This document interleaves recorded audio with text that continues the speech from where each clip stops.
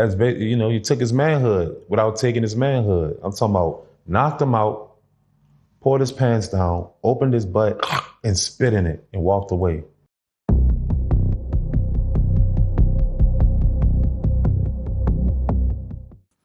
Prison Stories 101, man. We got a very special occasion, man. It's not too often where we start getting people of, I want to say celebrity status to come through here. But what they don't know is that people of celebrity status go through the shit too. Every day. You got to deal with what you got to deal with. And, things happen and things come down. Yes, indeed. Now, Chopper, Young City. What's Young City? Young City. Mm-hmm. For those that don't know, because I don't know if it's even the media took hold of it, but for the casual fan, they may not know that you had to sit down for a little minute. I did. Go ahead. You got some? Yeah, I got something to ask because, it seems like everyone who does rise, they always say the black man always just kind of have a situation where we got to sit back down. We just saw what happened to Diddy. You know what I'm saying? Again, one of your, I call him a mentor to you or? Okay, yeah, one of your mentors at a time. Even he has to go through his trials and tribulations, but you had to face your own. I did before him. Yeah, before him. Yeah. So what we normally try to do, we try to find out the who, what, when, why, and where. So let's start with the who. Of course, you already introduced yourself, but first of all, how much time did you serve? While you was waiting? My whole life or just that specific situation? Let's go with your whole life. Total, I got extradited in my life 3 times total for the same charge since I was 15. So I had a charge towards, I did a spree of robberies, just young following niggas. And the whole time I ended up just being the one that was about it. At this time as a young dude, I'm coming from New Orleans and I'm going, my mama is from the East Coast. My pa's from New Orleans. I was raised in New Orleans. But summertimes at that, you heard me, I go up there to Baltimore. And just in this era, the hot boys was popping and, I talk a little different from them. They talk like they from London to me, and, I got a slang, you dig? So they was really like intrigued by me. So going up there, this one specific summertime, I just turned 15. And I don't know, New Orleans was boring at this time. It wasn't nothing popping. And 15 in New Orleans, you practically 25, So I felt like I was already grown. I went up there to kick it. And basically, like I say, they was influenced by Cash Money. They really took a liking to me. And they was on some robbing shit. And at this time, it wasn't Chopper Young City. It was just, really just city, you know what I'm saying? We just started robbing people, just dumb, ignorant. In our mind, we was having fun, but not understanding, you heard me, the severity of the situation that you're actually committing real crimes, violent crimes at that. But in our minds, we was just having fun. Who were you targeting? Who were you targeting? I didn't even know who to target because I wasn't from there. So I didn't really know who to target. They just was like, this is what we doing. And I was just like, shit, give me the thing. You dig? And I'm thinking in my mind that they really like with it. And I was really with it. You dig? And they was really like, it kind of like was a shock to them of how indulged I was with liking that shit. You dig? And I really consider it trying to validate myself and be cool with them niggas. But anyway, they ended up all telling on me and said that I was the gunman with all the charges, with all the crimes. And they ain't locked none of them up. They locked me up. Yeah, they locked me up and basically hit me with numerous amounts of armed robberies. And they charged me as an adult. At 15? At 15 years old. They charged me as an adult. And my mama, she ended up bailing me out. I had maybe like a $40,000, $50,000 bond. And she ended up getting me out. And so I kept running. I made the band with the warrant on me. I had to switch my name. And then after the band, I got pulled over in the A thinking shit was sweet. The band shit was over. So now, nigga, you are who you are now. You who you are now. So when they pull you over, they locked me up, extradited me back to Baltimore. They hit me with another bail. I didn't go to court for that. Years later, they hit me with another bill for extraditing me. Right? I didn't go to court for that. And the last time they just got tired of me. They was like, no, we finna sentence your ass right now. In courtesy of me having my ducks in a row, my T's crossed and my I's dotted, and financially stable enough to be able to showcase that I'm not out here committing no crimes. I done became someone of, I'm not a menace to society. And that's what they really worry about. They worry about if you are a menace to society. And I was 15, and even though the charges were serious, they looked at it like, you know, he's a rapper now, he's doing his thing, he sold millions of records. So they kind of just let that go. So total with that situation, just that by itself, I would say 5-6 months of jail. And then with the Vegas situation, that was about 4 months. Real quick, I want to ask, why Baltimore? What you mean? Like, why was it Baltimore? Why did you land in Baltimore from New Orleans? What got Because you my mom is from Baltimore. Okay. Yeah. I was born in Baltimore. I came to New Orleans when I was 6. Okay. Right. And my daddy and my mama had a situation towards my mama was coming to New Orleans and she went to school in New Orleans. And my dad and her met like that there. And basically she got pregnant, you know, and they kind of kept little ties with each other. And he was like, if it's a boy, I take him, I raise him. If it's a girl, you raise him. Yeah. But also knowing he'll come up there. But when I hit 6, he was just like, I'm ready to take him. And then took me to New Orleans, and I've been raised in New Orleans. So I always had Baltimore ties, courtesy of just my mama being from there. That's real. Yeah. When it comes down to the where did you do your stint? As far as what cities, where were you located? Where were you housed? Well, in for each of these situations, as far as a total of every extradition was Baltimore. Every last one of them, because it was the same charge. Damn. Because they charged me as an adult. So the older I got, it still stuck with me because I never faced it. Okay. You see what I'm saying? But when Vegas happened, but they end up dropping all the charges, but not really. They just basically didn't give me no jail time. And they basically was like, since you're doing right by yourself now, we're gonna go ahead and just not give you no jail time, but we're gonna put this on your record. You are a felon now. So that's what they hit me with. When was the first time you went in? What year? The first time I ever got locked up? Yeah. 11. What year was this? Just to kind of give us an idea. Shit, 36 now. Add that up. There you go. 11 when I first got locked up. I hit somebody over their head with a broom. It was going to go, when I say the who, I always like to ask, who was affected by each time you had to get locked up, as far as your family, friends, and also victim-wise? Who was affected by whatever said crimes was done? I only really committed that, honestly, to be a man and take accountability. I really only quite committed that crime when I was 15. I can keep my chin up and not be proud of it, you heard me, but still say that that's actually the real only crimes I really committed. The Vegas situation, what they try to make it be, is not what it was. So I didn't commit that crime, you did, which is why I'm out now. Because if I committed the crime that they say I committed, I would have got life in jail. Because they considered me a sex trafficker, and I wasn't sex trafficking. Let's start with that right there. Can you break that down as far as what that situation was? Because for them to even be looking at you, you got to be, they got to have a reason to look at you. Yeah. I was out there in Vegas. I got shot. And then after I got shot, I transitioned to go to Vegas. This was 2013.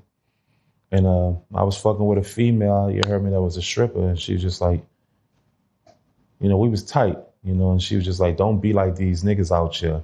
And I'm not even thinking like trying to be like nobody in no Vegas or no pimp shit or no weird shit like that. Yo, I was on rap shit. She was just a stripper who was, you know, from the Bay. So she kind of just already just embedded those activities with me. It kind of just like landed on my lap of just the way things were with me. It wasn't I wasn't trying to implement a characteristic of anything. It just kind of landed on my lap. She was giving me money, and then next thing you know, this person come with her, that person come with her, that person come with her. Next thing you know, I'm dealing with like 5, 6, 7 girls now from off one female. Inadvertently, you just I didn't even ask for it. I was just having fun. You dig? So you dig, and I realized like, oh, okay, this is a lifestyle, and then you end up embedding that to yourself like, damn, maybe this is what I'm doing. You did, but it really wasn't what I was doing. I was really just a rapper who was dealing with a stripper who was dealing with women that got down like that. And that's the truth. Were you making any type of money back then? Yes. And would you say it was lucrative at the time? I would say at least 150 a month. Did you ever sit back and say, damn, I'm in the game? Like, were you just like going day to day like... Yeah, I did, because when I was just dealing with her, it was all gravy, because she was 1,000, 1,500, and then it go up to 5,000, depending on what kind of night she had. I didn't even ask her for the money. She used to just come and just give it to me. You dig? And then she used to start bringing, she had homegirls, in the game of what they say, hoe partners, you hear me? But I didn't ask for her to bring them. She just started bringing them. It was like, this, that nigga, right? And they was already fans of me from being a rapper, so it just made sense for them to rock with me. So they started giving me their money, and I wasn't even asking for it. You did? So I don't even know if I can consider myself, I was pimping at the time. I was just a man of leisure, obviously. Man of leisure, I like that. Oh, we got to use that more often. Yeah. Man of leisure. I was a man of leisure, you did? If somebody asks you, are you God, what you going to tell them? You not? Come on. That's basically what I was charged with, honestly. But I'm listening. The day it came down on you, walk us through that day, because I think you were, I want to say you were set up. But, I was set up. Yeah. Walk us through the situation. But it's the reason why I was set up, it's because by living that lifestyle, you heard me, you create a reputation, especially in a demographic that's not big. People start hearing about you. And I was having fun. I was having a ball going to Dre's, but buying 6, 7 bottles of champagne and liquor. And, I had that reputation like that nigga getting money off women. Or that, but really I was just kicking it. But then I go to strip clubs, right? And then I take their women and fuck on their women, and you dig, and start getting money with them. And so I don't know what I can't say that I was like on some, I'm a pimp. I can't say I was one of them niggas, because that's cap, right? Because I seen pimp niggas, and that it wasn't You me. just had lucky nights. I mean, what would you call it? Like, what would you label it as? Man of leisure? Yes, I would. And like I say, and the strip club owners, they low key started not liking me, and because I was taking their women, they top women too. You dig? And then the real pimp niggas that was really out there in Vegas, I started taking their women too. You dig? And courtesy of me not being one of them, I'm a pimp. I'm a rapper. You dig? So courtesy of just the way I carry myself, I'm a real calm, cool, collective, intelligent type dude. And I wasn't beating on women and forcing them to give me their money. I wasn't with none of that. I am what I am. If you fuck with me, cool. But from the reputation of other women, that's what they were saying, like, that nigga on that type of time. But I actually wasn't. But yeah, so that's really what it was. So the crazy girls and the rhinos and all this here, I started getting a reputation like this nigga be coming in here taking the bitches. So they kind of was already on me. You know what I'm saying? No matter how that sound, they just couldn't wait for me to slip up so they can get me. This is state police. This is feds. No, it wasn't federal. It's only federal when you take a woman across state lines.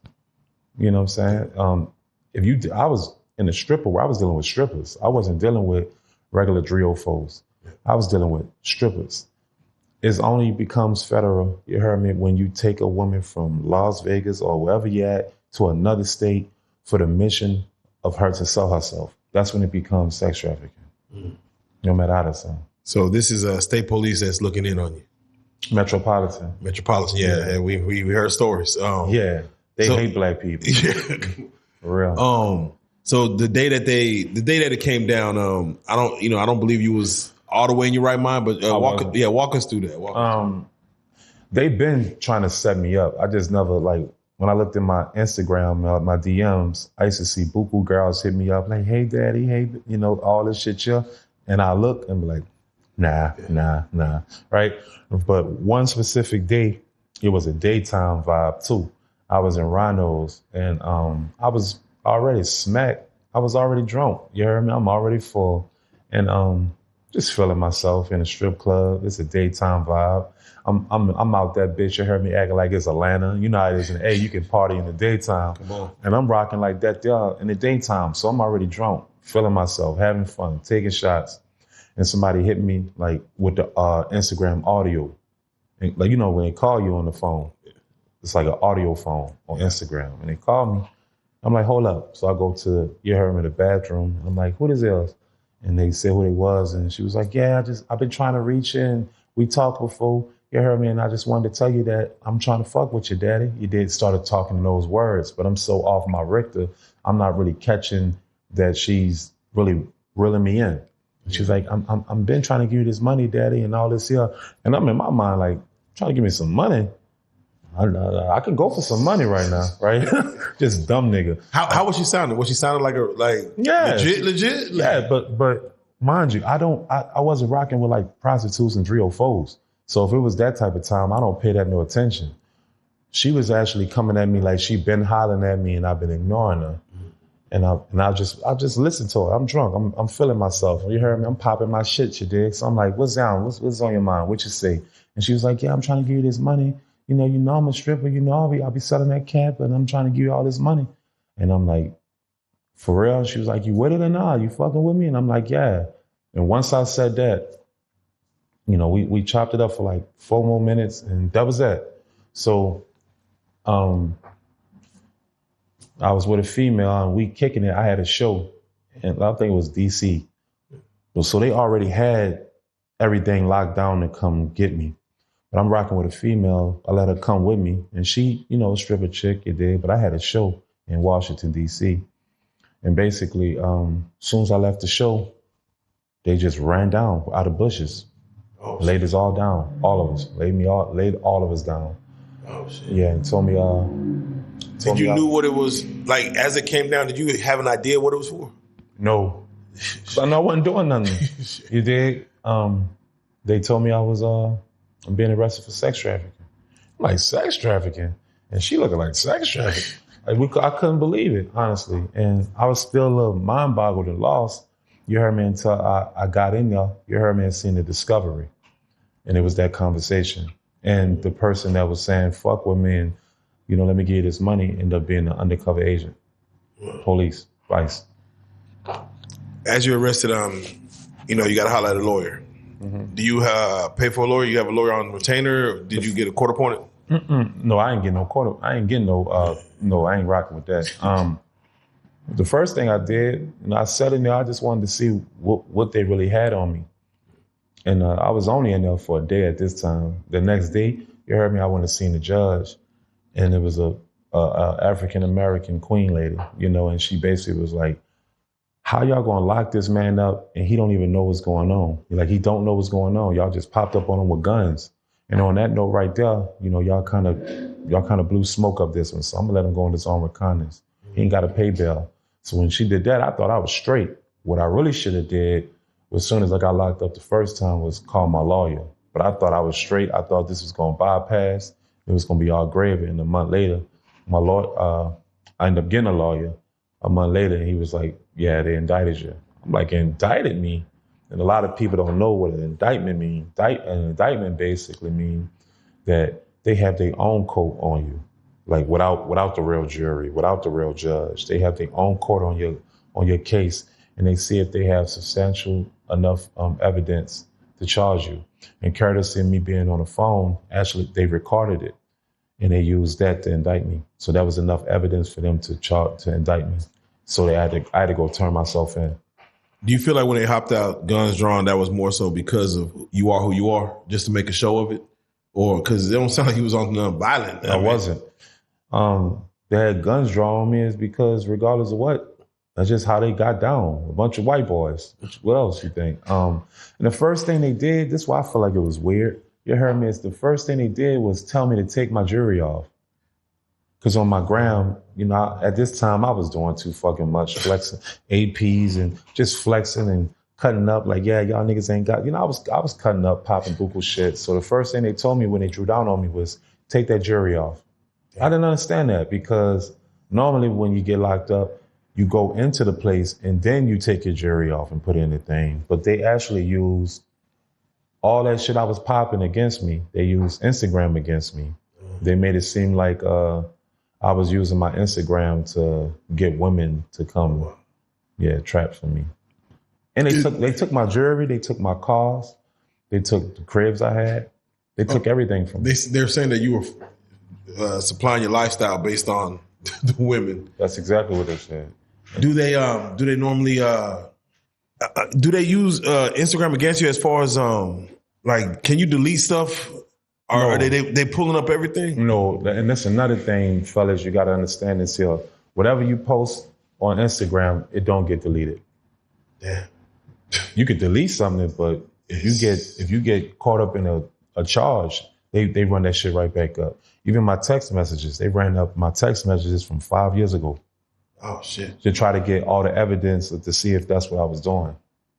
Yeah. And what they ain't understand is whatever I was doing or what they thought I was doing, I low-key stopped doing it like years ago because my baby mama ended up getting pregnant with twins. And she basically was like, I'm not finna fuck with that. If you still fucking with the bitches, I'm not finna fuck with that. So I laid down and I ain't gonna lie, my twins honestly saved my life is because I still would have been fucking around in the game or whatever they say if my twins ain't come. So my twins actually saved my life is because they didn't have no evidence that I was on that type of time. Yeah.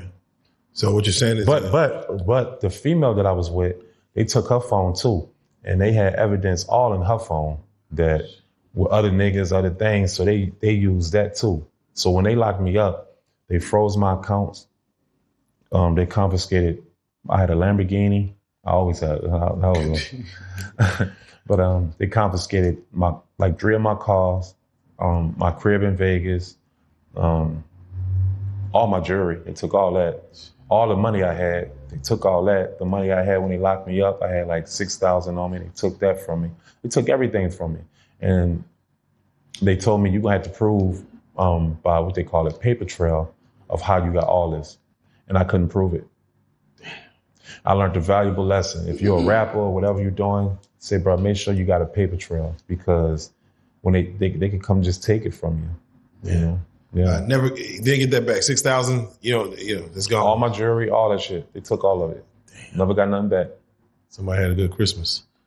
They had a good Christmas.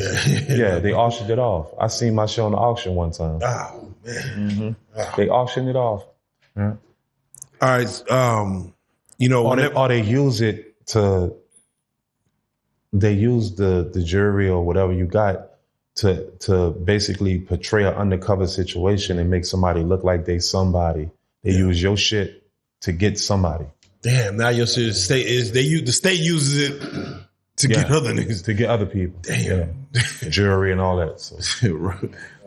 Shout out to Status though, because I used to blow buku money with Status and they took all my shit. What Status? Is that jeweler? Oh, okay. And the Status, yeah, Status. Yeah.